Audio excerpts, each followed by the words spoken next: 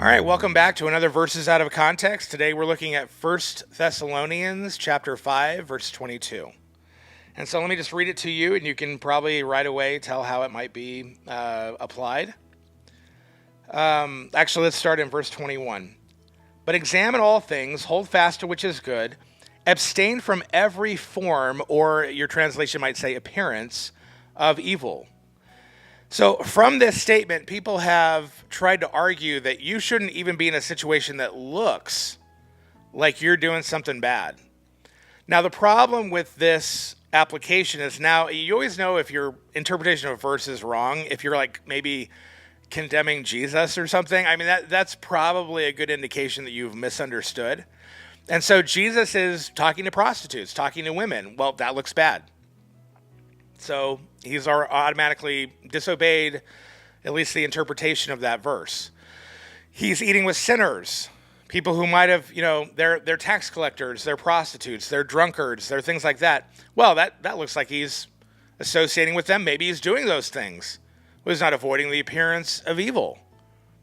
Now, let's read the actual passage to see what it's really talking about. Starting in verse 19, do not quench the spirit, do not despise prophecies. That's how they're quenching the spirit. The New Testament church is getting revelation. They don't have the whole New Testament yet. They're getting revelation from God. And he's saying, don't quench the spirit, don't despise prophecies, but in contrast, examine all things. In terms of what? In terms of a prophecy. Hold fast to that which is good in the prophecy. Abstain from everything that looks like it's evil. That's what's being said. So what's being said is you got to evaluate the prophecy to see what's good and what's evil. If it looks bad, forget it. Stay away from it. If it looks good, then great. Hold fast to that. Hold on to it. That's all that it's saying. That is the context of this passage. It has nothing to do with avoid circumstances where people could accuse you of things even though you're not doing them.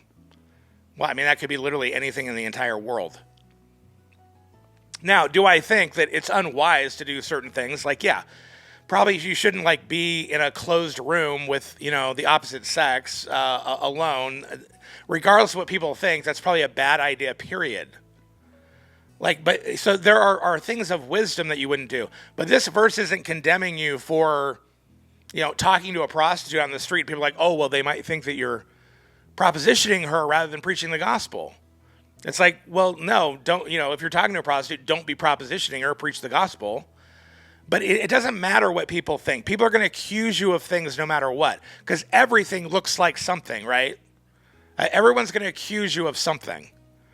And so the idea that I'm just supposed to somehow safeguard my entire life from anyone possibly using anything to accuse me or slander me. It's like, I'm sorry, there's no way to do that. And so this is not what this passage is talking about.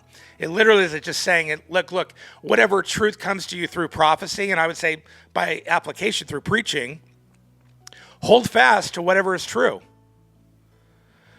But if anything has the appearance of evil to it, yeah, forget that. Reject it. Abstain from it. Don't participate in it. Don't accept it. Reject that sort of thing. And here you can kind of see to where, yeah, people are to actually discern what they're hearing. They're to look and see and kind of say, okay, I know that's Christian. That doesn't seem Christian. That seems biblical. That doesn't seem biblical. Now make sure it actually is biblical or not biblical. Don't just do the thing of I feel like it's not.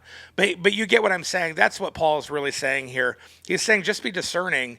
And when you hear someone claiming to be speaking for God, and, if they say something true, man, then keep it. Something bad, throw it away.